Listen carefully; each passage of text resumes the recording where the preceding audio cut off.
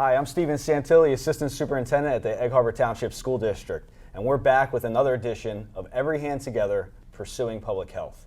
Our topic today is focused on nutrition, and our first guest is Tiffany Rios, who works for Shore Physician Group. Welcome, Tiffany.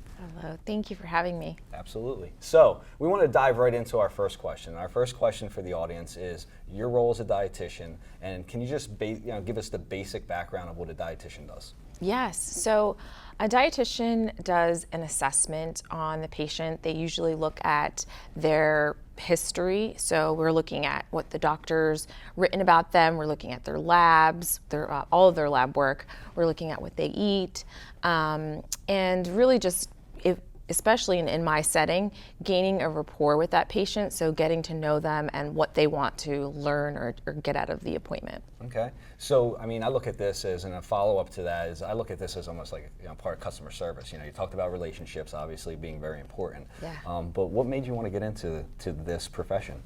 It's a great question. So I was actually a business major. I went to Rutgers, and I was taking nutrition electives and really enjoying them. And I thought about becoming a dietitian and majoring in nutrition, but I was scared of all the science. And then I had a kind of a tragic situation happen. My father passed away from a heart attack. So it just all came clear to me that really my purpose was to help people prevent things like that from happening through proper nutrition, and also to help people live a high quality of life, because I truly think that when you eat well, you feel well, and that makes everything else perform well and do better. So. Oh, thank you. Yeah. Now, oftentimes you hear the term thrown around, nutritionist. Mm-hmm. Can you explain the difference between a registered dietitian and a nutritionist? Yeah, so a registered dietitian is certified by the CDR, and the associations require that you have a bachelor's degree in nutrition, and also that you attend an internship, which is a 6 to 12 month internship, a supervised internship in a hospital setting, and then you pass an exam.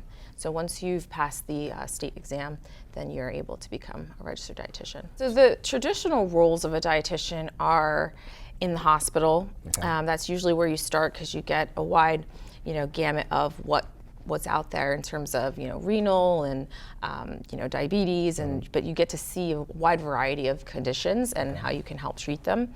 So you usually start inpatient and then work outpatient.